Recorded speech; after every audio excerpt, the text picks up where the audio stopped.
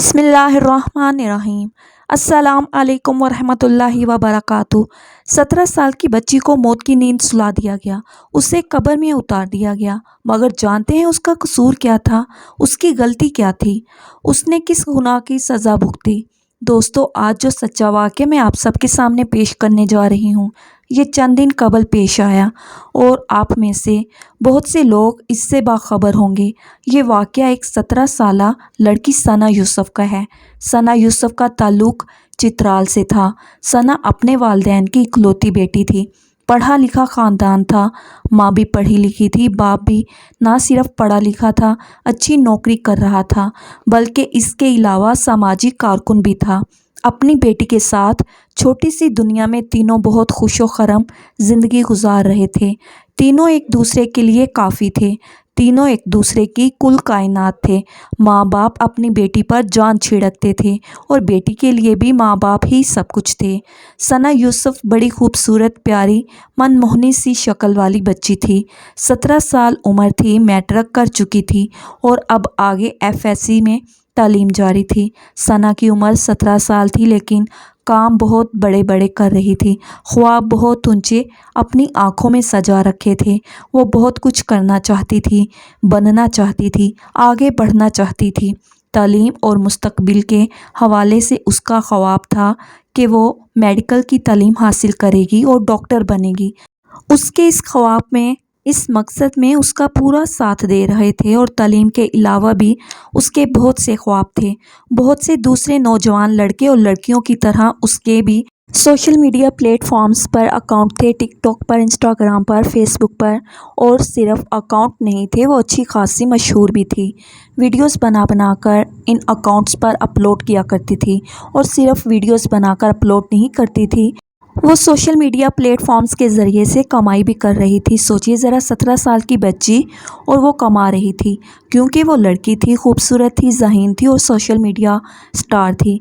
लिहाजा उसे मुख्तलिफ़ तरह के ब्रांड्स कोलैबोरेशन के लिए अपनी चीज़ें भेजा करते थे।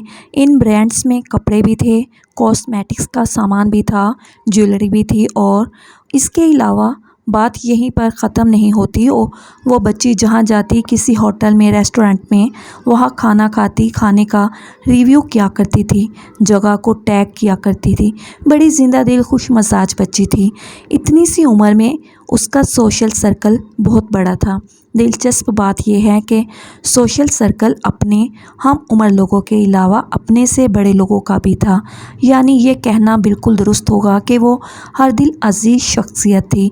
मगर फिर इस कहानी में एक दर्दनाक मोड़ आता है, एक ऐसा मोड़ जिसने उस लड़की से ना तो सिर्फ उसकी ज़िंदगी छीन ली, बल्कि घर वालों के पैरों तले से ज़मीन भी खींच ली थी। मगर ऐसा क्या हुआ था? तो बहनों और भाइयों, आपको बताती चलूं कि इस 17 साल की लड़की सना यूसुफ की ज़िंदगी में बहुत सी लड़कियां दोस्त थीं और उसकी दोस्ती लड़कों से भी थी, जिनमें सहेलियों के भाई भी थे, जिन्हें वो भाई की नज़र से देखती थी, हंस हंस कर सलाम दुआ करती थी। और सोशल मीडिया पर उसके फैंस की भी हज़ारों तादाद थी, जो अक्सर उससे अपनी मोहब्बत का इजहार किया करते थे। मगर उनमें ज़्यादातर लोग वो थे जो लड़के थे, जो अपनी आंखें ठंडी करते थे, जो अपनी ठड़क झाड़ते थे। और उन हज़ारों लड़कों में से एक लड़का था, उमर हयात। उमर हयात उर्फ काका। जी हाँ, बिल्कुल ठीक सुना आपने, काका। काका किसको कहते हैं? बच्चे को, छोटे से बच्चे को माओ के ये काके ही होते हैं।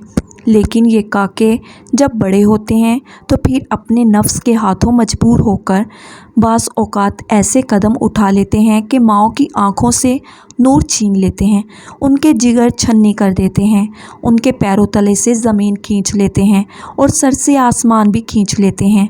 ये भी किसी माँ के जिगर का टुकड़ा था। उसकी माँ ने भी रातों को जाग कर गोद में थपक थपक कर सुलाया होगा। उसकी माँ ने भी उसकी खैर व आफ़ियत की दुआएं मांगी होंगी। उसकी माँ ने भी उसकी लंबी उम्र की दुआएं मांगी होंगी। मगर माँओं की दुआएं बाज़ औक़ात आसमान से टकरा कर वापस आ जाती हैं। न जाने ऐसा क्यों होता है। सना यूसुफ इन हज़ारों फैंस में से एक थी। उमर हयात और उमर हयात सना यूसुफ पर अपना दिल हार बैठा था। पहले ही नज़र में सना उसके दिल में घर कर गई थी। वो सना से शादी करना चाहता था, उसे अपनाना चाहता था हमेशा हमेशा के लिए।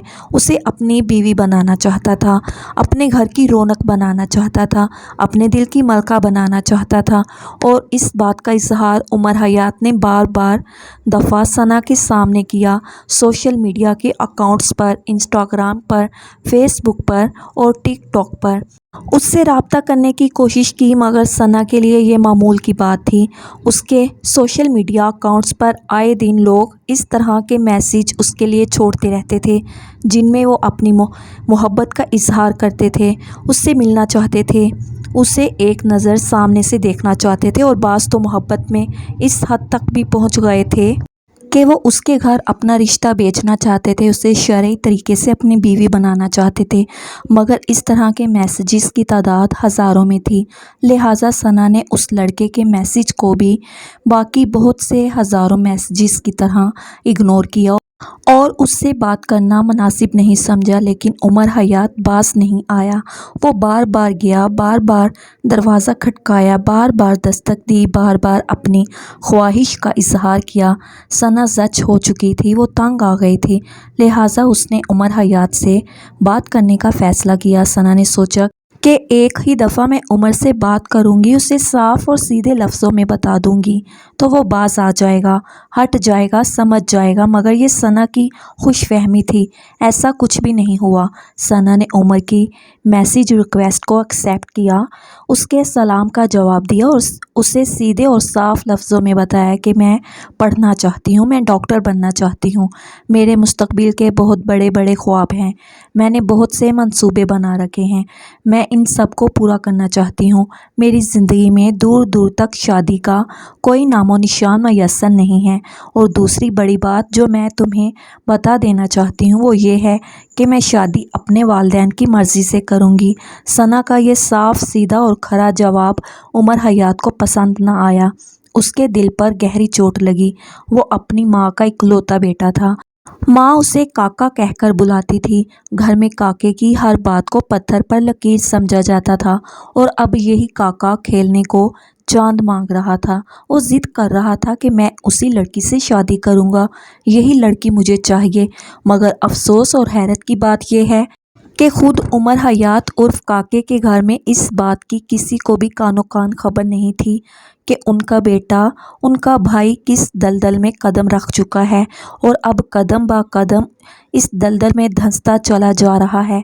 सना यूसुफ को पसंद करता है, उससे मोहब्बत करता है, उससे शादी करना चाहता है, मगर सना की तरफ से इनकार के बाद अब सना यूसुफ उमर हयात की ज़िद बन चुकी थी। दिल ही दिल में वो रोज़ाना हज़ारों मंसूबे बनाता और मिटाता।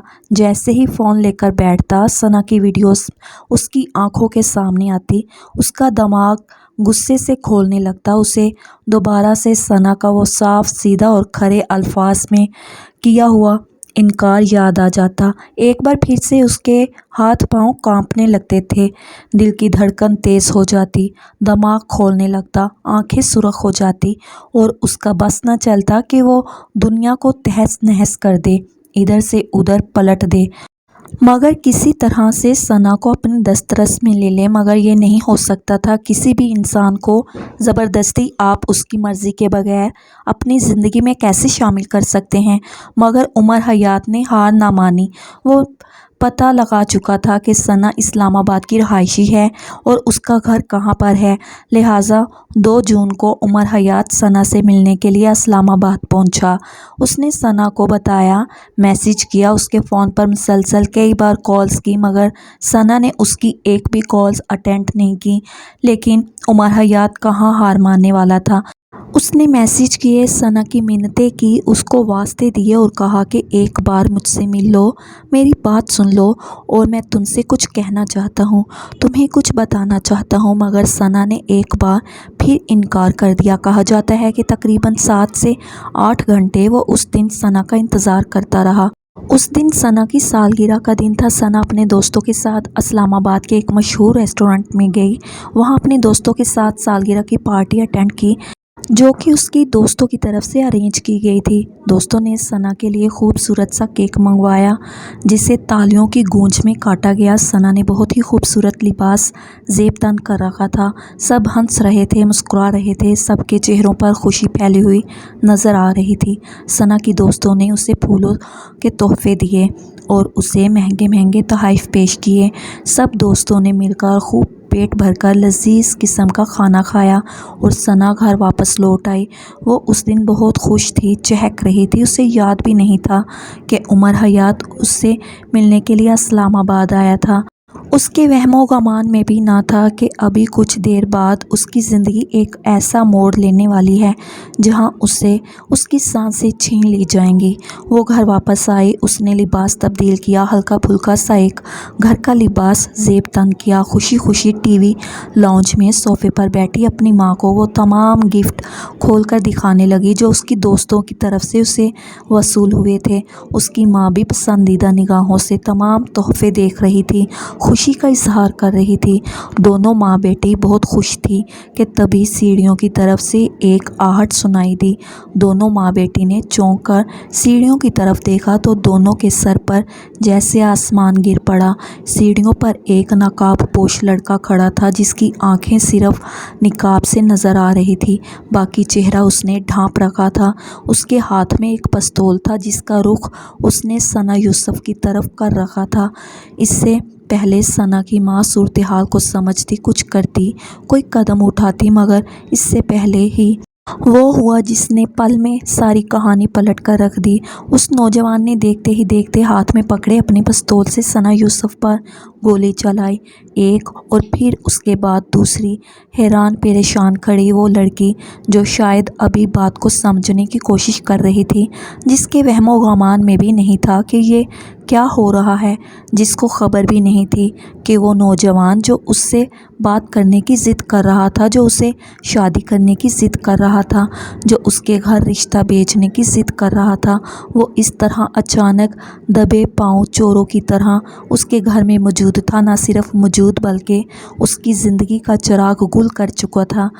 فائرنگ کی بلند آواز سن کر ثنا یوسف کی پھپھو جو کمرے میں تھی وہ بلند چیخ کے ساتھ باہر نکلی۔ ثنا کی ماں اپنی بیٹی پر جھکی ہوئی تھی اور وہ نقاب پوش سیڑھیاں پھلانگتا ہوا انہی قدموں سے واپس چھت کی طرف جا چکا تھا۔ افسوس کی بات ہے کہ ثنا یوسف کے گھر پر اس وقت کوئی بھی مرد موجود نہیں تھا، اس کا باپ گھر پہ موجود نہیں تھا۔ ثنا کی ماں روتی چیختی واویلا مچاتی باہر گلی کی طرف گئی۔ اپنے ہمسایوں کا دروازہ کھٹکھٹایا۔ ان کے گھر میں موجود ایک مرد نے فوراً اپنی گاڑی نکالی۔ ثنا کی ماں نے بیٹی کو بازوؤں میں اٹھایا، ہمسائے کی گاڑی میں ڈالا اور گاڑی تیزی سے ہسپتال کی طرف روانہ ہو گئی۔ ثنا کی ماں اور پھوپھی بہتی آنکھوں کے ساتھ پروردگار کے حضور گڑ گڑا رہی تھی، رو رہی تھی، التجا کر رہی تھی، خدایا میری بچی کی زندگی بخش دینا۔ مگر آج شاید دعاؤں کی قبولیت کا دن نہیں تھا۔ ہسپتال پہنچنے پر ڈاکٹر نے معائنہ کر کے کہا کہ ثنا یوسف اپنی زندگی کی بازی ہار چکی ہے، وہ خالق حقیقی سے جا ملی ہے۔ ثنا کی ڈیڈ باڈی کو اس کی ماں اور باپ اور پھپھو گھر واپس لا چکے تھے۔ وہ نوجوان فرار ہو چکا تھا۔ یہ قتل کی واردات تھی۔ پولیس موقع واردات پر پہنچ چکی تھی۔ موقع واردات کا جائزہ لیا گیا۔ سی سی ٹی وی کیمرے چیک کیے گئے۔ ثنا کے موبائل کو پولیس نے اپنی تحویل میں لے لیا، اس کا لاک کھولا گیا، چیزوں کو، فون کالز کا، میسیجز کا، تمام سوشل میڈیا اکاؤنٹس کا جائزہ لیا گیا اور پھر جو کہانی کھل کر سامنے آئی وہ یہی تھی جو میں اوپر آپ کو بیان کر چکی ہوں کہ وہ لڑکا ثنا سے بار بار ملنے کا تقاضا کر رہا تھا، ثنا سے بار بار یہ التجا کر رہا تھا کہ وہ اس کے گھر رشتہ بیچنا چاہتا ہے، اس سے شادی کرنا چاہتا ہے، وہ اس کو پسند کرتا ہے، مگر ثنا مسلسل اسے اگنور کر رہی تھی، اس سے بات کرنے سے انکار کر رہی تھی کیونکہ ثنا نے اسے ایک ہی بار میں صاف الفاظ میں بتا دیا تھا کہ وہ ابھی شادی کرنا ہی نہیں چاہتی، وہ مزید پڑھنا چاہتی ہے، ڈاکٹر بننا چاہتی ہے، اس کی زندگی میں بڑے بڑے خواب ہیں جنہیں وہ پورا کرنا چاہتی ہے۔ یہاں اپنے دیکھنے اور سننے والوں کو یہ بھی بتاتی چلوں کہ خود یہ نوجوان جو عمر حیات ہے، یہ 10 جماعت تک پڑھا ہوا تھا۔ 22 साल का ये नौजवान 10वीं जमात फेल था। जल्द ही पुलिस ने सना यूसुफ के मोबाइल में मौजूद उस अनजान नंबर की कॉल्स और उसके मैसेजेस और सोशल मीडिया अकाउंट्स के ज़रिए उस नौजवान का पता लगा लिया। उस नौजवान का ताल्लुक़ फैसलाबाद से था। पुलिस ने महज 2 दिन के अंदर अंदर उस नौजवान को धर लिया, उसे पकड़ लिया गया और जेल की सलाखों के पीछे डाल दिया गया। अब तक क्या ख्याल है, क्या कहानी यहाँ ख़त्म हो गई? नहीं, यहाँ एक कहानी ख़त्म हुई और दूसरी कहानी शुरू हुई है। जानते हैं वो क्या है? एक वो घर जिनकी इकलौती बच्ची की ज़िंदगी का चिराग गुल कर दिया गया। वो बच्ची जो उस दिन अपनी सालगिरह की पार्टी से वापस आ रही थी। उसके जन्म का दिन ही उसकी वफ़ात का दिन करार पाया और उसे हमेशा की नींद सुला दिया गया। उसे मनोमट्टी में उतार दिया गया, सिर्फ़ इस वजह से कि उसने एक 10वीं जमात फ़ेल नौजवान के रिश्ते को इनकार कर दिया था। उसके घर में कोहराम मचा हुआ है। उसके माँ बाप इस सदमे से निढाल हैं। उनके घर की रौनक चली गई है। उनका घर बेरौनक हो चुका है। वहाँ तन्हाई और वहशत हर वक्त चीखती है और माँ बाप इस सदमे से जैसे पागल होने के करीब हैं। उन्हें समझ नहीं लग रही कि वो क्या करें और किससे अपना दुख कहें। और दूसरी तरफ वो घराना, वो माँ जिसका वो इकलौता बेटा अपने दिल के हाथों मजबूर होकर, अपने नफ्स के हाथों मजबूर होकर एक ऐसा कदम उठा चुका था जिसके बाद अब वो जेल की सलाखों के पीछे था। और अब उनके इकलौते बेटे का क्या अंजाम होने वाला था? ये ऊँट किस करवट बैठेगा? उसे क्या सज़ा होगी? क्या वो उम्र कैद का कैदी बनेगा या उसे फांसी की सज़ा सुना दी जाएगी? इस बारे में उसके वालिदैन कुछ नहीं जानते, मगर इकलौती औलाद तो हाथ से निकल चुकी है ना। 2 घर उजड़ चुके हैं। सिर्फ़ एक नफ्स के हाथों अगर एक नफ्स को काबू कर लिया जाता तो ये 2 घर उजड़ने से बच जाते। ये कहानी इस ख़तरनाक मोड़ तक ना आती, मगर अब क्या मैं, आप और हम सब चंद दिन बाद भूल जाएंगे किस तरह सना यूसुफ नाम की कोई लड़की थी जिसे दिन दहाड़े गोलियां मारकर बेदर्दी से कत्ल कर दिया गया, और वह मनोमट्टी तले जा सोई। और उमर हयात नाम का कोई लड़का था जो अपने नफ्स के हाथों मजबूर होकर यह भयानक कदम उठा चुका था और अब जेल की सलाखों के पीछे था। हम सब इस बात को भूल जाएंगे चंद महीनों के बाद। दुनिया को ये दोनों किरदार याद भी नहीं होंगे, लेकिन हमने इस सारे वाक़ये से क्या सबक सीखा? इस सारे वाक़ये का हासिल क्या था? हमें क्या करना चाहिए? किस तरह से इसे रोकना चाहिए? कमी किस चीज़ की है? कोताही कहाँ हुई है? तो बहनों और भाइयों, बात सिर्फ़ इतनी है कि ये सारा मामला दीन से दूरी की वजह से वक़ूअ पज़ीर है।